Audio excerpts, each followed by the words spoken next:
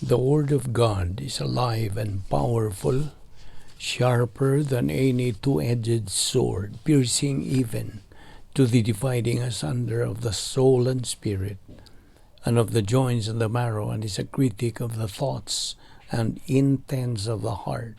All Scripture is God-breathed, and is profitable for doctrine, for reproof, for correction, for instruction in righteousness, that the man of God might be mature, thoroughly furnished unto all good works.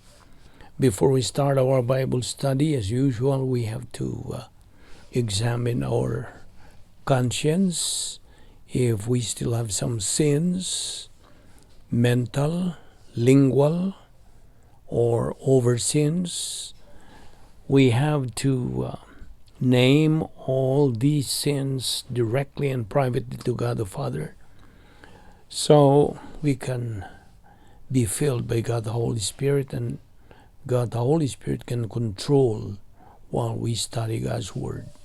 1 John 1:9, the rebound technique. If we confess our sins, God is faithful and just to forgive us our sins and to cleanse us from all unrighteousness. For you unbeliever, the issue you face is not naming or confessing your sins. It is using your volition, your free will, and make the most important decision in your life, the decision to believe on the Lord Jesus Christ as Savior. Therefore, let us pray.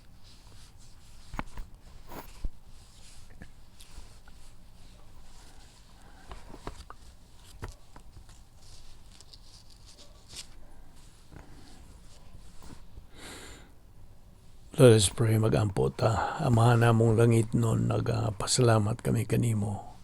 Nininglain na sab nga higayon sa among pakigambitay kanimo sa imong mga pulong. Pinagi nini nga among Bible study through the YouTube sa Vic Balbido Evangelistic Ministry. O bani kami karon, tultuli kami, o pasabta kami sa imong kamaturan. Kining tanan among ipasalamatan sa ngalan ni Ginoong Hesukristo. Amen. Welcome everyone, our fellow believers, our subscribers. Once again, aniano sa kita sa atong adlaw-adlaw nga pagtuon sa pulong sa Dios, o karong adlaw ang atong duputan sa pagtuon mao kining uluhan sa in English, living the normal spiritual life. Okay. Nagang mga puntos doktrina ng atong pag-atukion karon. Unas tanan. As a review, doon na lamay duha ka klaseng maayong binuhatan according to the Word of God. O kining maong duha ka klase nga mga maayong binuhatan mao kining gitawag sa English og human good, tawhanong maayo, og Dios nun nga maayo, divine good. Now, diri sa human good, consider kini nga dead works, kay nga naman tungod kay they are combustible. They are to be burned during the judgment seat of Christ. So, maugdaw kini. Masunog, maugdaw, will go up in flames. Dead works. So, kining maong matang sa mayo, dili kini magantihan. It is not rewardable. Ang divine good, sa pikas nga bahin, Diyos nun nga mayong binuhatan, matud ba kini sa 1 Corinto 3:12-15 nga hisgutan diha nga treasures in heaven. Kaya nga naman, dili masunog kining maong matang sa mayong binuhatan, non-combustible. So like I said, this is the only kind of good or good work that is rewardable during the judgment seat of Christ. In fact, Giingon diha sa Mateo Kapitulo 5, versikulo 16 nga, let your light so shine before men that they may see your good works, meaning divine good, and glorify your Father in heaven. Now, divine good, okay, ug ato ning i-define. Divine good is anything and everything a believer does inside the operational divine dynasty or protocol plan of God. And in fact, kining maong divine good is a byproduct of divine viewpoint thinking. Resulta kini sa pagka mapaubsanon, result of humility. Whereas ang human good, tawhanon nga mayong binuhatan, is anything and everything a believer does outside of the operational divine dynasty, outside of the protocol plan of God. O gawas panini, this is the byproduct of human viewpoint thinking.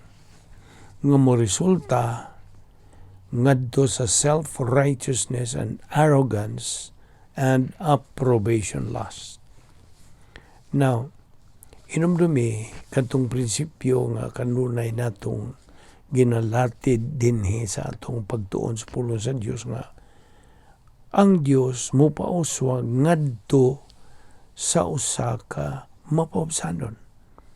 Apan mopaus-os ngadto sa mapahitason. Naka na sa Santiago Kapitulo 4 versikulo 6. Sa in English pa, God promotes the humble but demotes the proud.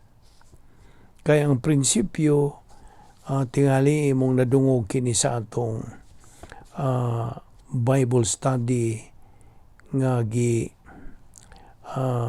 mubo nato nga ginganlan nato words to live by, mga doktrina kini, doctrinal words to live by nga nagaingon. When God promotes a believer, the believer is really promoted. But when God does not promote a believer, that believer is not promoted. Prinsipyo kini. Di man kaning maong prinsipyo. Ang usa ka magtotoo nga negatibo ngadto sa pulong sa Dios, meaning moingon ganita og negatibo ngadto sa pulong sa Dios, kining maong magtotoo way pagtagad, way dili siya makagahin og higayon o panahon sa pagtuon sa pulong sa Dios. So negatibo mo ni gitawag natong negatibo nga magtotoo, way gana, way gugma, way kainit, way tinguha. So modayon na siya og balibad kung imo na siyang kanang dapiton sa pagtambong og Bible study nga wa ko'y panahon na. Busy ko kayo. See? Wag yun siya kanang kahangawa o kainit ngadto sa pagtuon sa pulong sa Dios.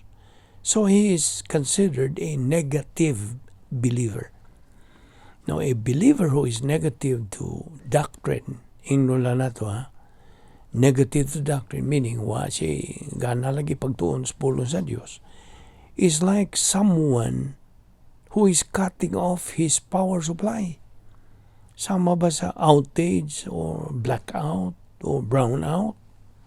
Kaya ang analogy gud niini, ang kaamgid niini mo kini, truth and righteousness equals light, but false and evil equals darkness. Now, unsa may gisulti dis 1 Juan 1:5, God is light, and in Him is no darkness at all. Now, inumdong kabagyapon sa atong words to live by, kanayon nga, ang mga sirkumstansya nagaingon nga imposible. Apan ang doktrina, ang pulong sa Dios, nagaingon nga dili lang kay posible, dili lang kay posible kung dili garantisado pa yun. You see? Circumstances say impossible. But Bible doctrine says not only possible but guaranteed. Kaya diya sa Lucas 1:37, nomdom ka, with God nothing is impossible. Ang Diyos nagatuman gyud sa iyang pulong. He keeps His word. Ug kining maong prinsipyo ato kining kanang matagbuan diya sa Genesis kapitulo 21 bersikulo 1 ngadto sa 2. Ang pagkamatinumanon sa Dios sa iyang saad ngadto kang Abraham. Saad gud niya ngadto Abraham for a son despite sa pagkatiguang na ni Sarah. You see, God's faithfulness to His promise to Abraham for a son despite Sarah's old age. Now, God keeps His word. Timan yun ang maong prinsipyo. Isil-sil na diya sa imong alimpatakan, ingon nga magtotoo. Mutuman gayod ang Diyos sa iyang pulong, iyang saad. Okay? Unsa mang mga butang ang iyang tumanon. He keeps His word in the imputation of blessings ngadto sa mga magtotoo nga mga hamtong or mature, spiritually mature. O siya mutuman usab sa iyang pulong in the imputation of divine discipline to believers nga mga negatibo ngadto sa pulong sa Dios. In other words, wa manggitubo. Wa patubo ang ilang kalag. Nga mao man ay mando sa pulong sa Dios sa human ang tao maluwas. Pinagi siyang pagtuo kang Kristo ingon nga manluluwas. Human siya maluwas. Ang mando sa Dios mo banos dayon sa pag-ingon nga grow in grace and in the knowledge of our Lord and Savior Jesus Christ. 2 Peter 3:18. So, waman siya magtagan lagi. Now, ikaw nga magtotoo. Now, I am addressing this to you. Nga nagatubo, nagasibog sa unahan, sa imong espirituhanon nga pagbuylo, in your spiritual momentum, o adlaw-adlaw ka nagatuon. Okay? Now, ayan lang po kung pangutan nag-usap nga namang yung adlaw-adlaw man. Now, we have been explaining this several times. Nga naman nga adlaw-adlaw magito magtuon pulong sa Dios. Usa na lang akong ihimplo ihatag nimo ka. Magtuon ta sa pulong sa Dios adlaw-adlaw nga paagi. Kay mo tagbo malagi pud tag mga suliran adlaw-adlaw sta. Di lang kana. Kini mao ipaagi nga kita makakabot sa atong tumong common goal as believers nga mao espirituhanon nga paghamtong. You see, there are 3 stages of sanctification. Kining sanctification ang pagbinalaan na nimo. Now, there are 3, of course. 3 stages of sanctification. Tulo ni ka ang una nini positional. Ikaduha experiential. Ikatulo ultimate. Now, unsa maning positional? Kining positional sanctification nahitabo kini at the point of salvation. Niadto kong higayon nga himo kas labing maynungdanong decisions pagtuo kang Kristo nga imong luluwas. Mao kato ang positional sanctification. Ang imong position, imong kahimtang na unsa na dugtong hay usa ka na kang Kristo ingon nga manluluwas, hangtod sa hangtod ka ng imong pagka hiusa kaniya. That is positional. Ikaduha, sa imo lang pagkinabuhi ingon nga Kristohanon, magtutuo din sa kalibutan. Okay? Mo ni gitawag, otherwise called believer in time. So mo na sa imo mga kasinatian sa kinabuhi, experiential. Mo ka ng experiential. Your daily spiritual momentum. Adlaw-adlaw ang pagtuon sa pulong sa Dios. Okay? Dili kay kutob lagi sa pagtuon, kundi kinahanglan imong katunan, imong kanang tuuhan, og di ka mo tuo, di man imo magamit. You see? Mo man gini sequence. Nomdom ka sa atong slogan din atong ministry. Operation SLBA. Study, learn, believe, apply the Word of God. Namo na. Experiential, daily spiritual momentum. Unya na nimo malinggatan ang imong kaugalingon nga nanay kausaban sa imong pananaw sa kinabuhi, sa imong pagkinabuhi. You see, you are being changed into the likeness of our Lord Jesus Christ. You are being shaped, gihulma, kanang sabay ubang binisayan niya na. You are being shaped. Ipurma ka na sama sa kang Ginoong Jesucristo. Experiential. Ang ikatulo mo na ning ultimate. The ultimate sanctification in the eternal state. Dito na sa eternidad. Uban sa Diyos. Ikaw na binalaan na. Now, kining experiential tuod. Balik ta sa experiential. Kung bahay nag-experiential, so may binisiyang experiential, may mong kasindihan sa kinabuhi, right? Okay. O ang usa ka magtutuo nga puno na sa doktrina, giya ka ng unsa ba to'y binisiyan nato, saturate, ka ng hanuka na, okay? Nahanok na o nalukop na ang imong pangunahuna sa pulong sa Dios. So you are a believer with doctrine now na naka-espirituhanong gahom. A power which is far above any human power. Noon sa maning maong power. Power to discern. Noon sa maning to discern. Sibot pa sabot. Ikaw makalinggat na dalira kang makadiparar sa sayop gikan sa tinuod. You see? So that is the power to discern. Dalira kang makalinggat. Panalitan mo tambong kang usa ka simbahan diin gitudo kunuhay ang pulo sa Dios. Now, kung ikaw maminaw, tutukan nimo ang mensahe pinagi sa imong pagpaubos sa gahom sa Espiritu Santo sa iyang teaching ministry. Unya, makalinggat ka dayon. Makalingatan ni mo dayon. Kining iyang gitudlo, di mao. Dili husto. Dili tinuod. Sayop. So, mo na discernment. So, magkabot ni mo kini maong gahom sa pagkalinggat to discern. Ikaduha, power of not being deceived. Ang taga na kas gahom nga dili ka na madali o unsa kalingla.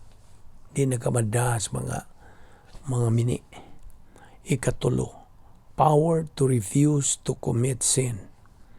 Na nakay gahom sa pagbalibad, sa paghikling, sa pagsalikway, sa pagbuhat og sala. Ikaupat, ang gahom nga ikaw kanang salikway nga dili ka ma-influensya sa dautan. You have that power to refuse to be influenced by evil. No, timan ikining maong prinsipyo. Ang usa ka magtotoo nga naga-function diha sa pulong sa Dios, sa faith-rest life, sa divine viewpoint lifestyle, kini normal sa kinabuhi. Mo ni normal sa usa ka magtotoo sa pagkinabuhi. In other words, ang mga magtotoo nga wa maga-function ini, abnormal lang ilang panginabuhi. Gusto? Nawatay mahimo. Prinsipyo man na sa pulong sa Dios. O karong mga panahon na labihas kabagang duot sa katawhan. Mga magtotoo. A big majority of believers are functioning in abnormality in life. Kaya nga naman, tungkol din yung musunod. Kadautan. Ngunit pulisa rabanin ni Satanas. Satan's policy is evil. Ikaduha, ang ilang unbelief, ang way pagkamatinuhoon. Kay mo mani tumong ni Satanas na mga magtotoo di na matuo. Ikatulo, ang ilang pagkamapahitason. Now, so kinintulo magkuyo naman pagkadautan, way pagkamatinuohon, pagka-arugante, pagkamapahitason. Kay kinigon mo man unsa unang sa nga nabuhat sa unang binuhat sa Dios nga si Lucifer. Siya may nagbuhat. Ninomdong ka ba sa guide nato sa creation? Guam, ang pulo nga Guam, G-U-A-M, G, God, U, universe, A, angels, and M, man. Nakaron, una mang binuhat si Lucifer. So mao katoy unang sala nga nabuhat sa unang binuhat sa Dios. Self-righteousness, pagkarugante. Mao katoy sala ng Lucifer. Na mao kini ang kanaing nunta occupational hazard sa mga magtotoo. Nato mga magtotoo ba? Nga karong mga panahon na lagi labias kabagang duot sa mga magtotoo. Wala maga-function sa normal nga panginabuhi. They are functioning in abnormality in life. Tungod nini, evil, unbelief, arrogance. Now, timan nga ang pagkamatarong sa Dios kanang demand ingnon ta sa bay binisaya nato nini. Well, anyway, masamtan naman ni nato. God's righteousness demands punishment for every evil occurring everywhere. Yes. Nanginahanglan kini og kanang kastigo o kanang mara ba niya itong kabuot ng binisaya, kastigo, punishment. Gawas pa niya na ang pagkamatarong sa Dios necessitates divine discipline on the life of a carnal believer. No, kining carnal believer. Now, I hope nasabtan na ni mo kining pasabot ng carnal. Kinigong term nga carnal, gikan mo ni original nga karne, meat. Sa may mong makitang karne. Dali rang maunsa, malata, madugta, labi dili ni mo asinan. Kamong mga maayo mang luto, sayod na mo niya na. Kinahanglan magyug asinan ni mo ng karne. Una pa ni mo lutuan na, o imong i-marinate paron. So, kitang mga magtotoo are supposed to be the salt of the earth. Tungod kay nagkadunot kining maong kalibutan. Kinahanglan og asin. Aron di madunot. Now, balik ta niya itong prinsipyong gitutukan. Ang pagkamatarong sa Diyos, God's righteousness, necessitates divine discipline on the life of a carnal believer. Balik na butan niya itong carnal believer. Carnal. Karne. Carnal. Ang usa ka magtotoo nga nagalunang nagyod siya sa pagpagkasala sa iyang kinabuhing Kristohanon. Kristohanon luwas. Ang panayang kinabuhi, way makita ang pagkakristohanon. Kaya nga naman, tungod kayo man siya pulo sa Diyos. Kanang kabhang man ang iyang pangunahon na sa pulo sa Diyos. Puro naman tawhanon, kalibutanon. Sumunang na karnal. Kaya siya man siya pagpagkasala. Karnal. Tuwa siya magpuyo sa dapit nga may gahong ni Satanas in the cosmic dynaspheres. Now, okay. Tutukan na gano'n nato ning mga hinungdan nga nga mo kanang disiplina gyud ang Dios. The 3 reasons why God imposes discipline. Number 1, because the sin being committed by a believer is an offense to his character. You see? Pag supil nga pagsupak sa kinaiya sa Dios. Ikadua, to satisfy the righteousness of God. Ang matagbaw yun, ang pagkamatarong sa Dios. Ikatulo, it is part of the righteous indignation. Bahin kini sa kanang makatarunganon yun na kalagot tingnon ta. Righteous indignation. Now, ang prinsipyo gud nga atong gisgutan din atong gipo gini gikutlo gikan sa Hebrewanon 12:6 nga nagkanayon sa in English. God chastens those whom He loves. Na, kinsa katong iyang giugma, iya magyong latuson. Kun mahisupil o kanang supak. Now, prinsipyo na po, people with bad attitude are problems in life.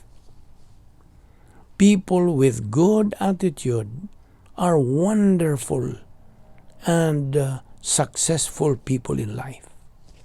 Okay? Now, diniusa kita muhunong ato ning padayon ugma. Ayaw sipyat sa sumpay niining atong gihisgutan nga bahin sa normal nga living the normal spiritual life. Okay? O ayaw sipyat sa sumpay niini. Nga itong adlaw nga pagtuon sa pulo sa Dios. Magampo ta. Amahan na mong langit nun, salamat nining grasya nga mong gipaymuslan, pagtuon sa imong pulong. Inaon nga kini madugang nga panalangin sa among kinabuhi. Salamat nga mong Bible study through the YouTube sa Vic Balbido Evangelistic Ministry. Panalangin ni kining mong ministry. Ug ang mga subscribers nga nagasunod niini nga sila magatubo diha sa imong grasya o kay balokang Ginoong Jesucristo. Kining tanan among gipasalamatan sa ngalan ni Ginoong Jesucristo. Amen.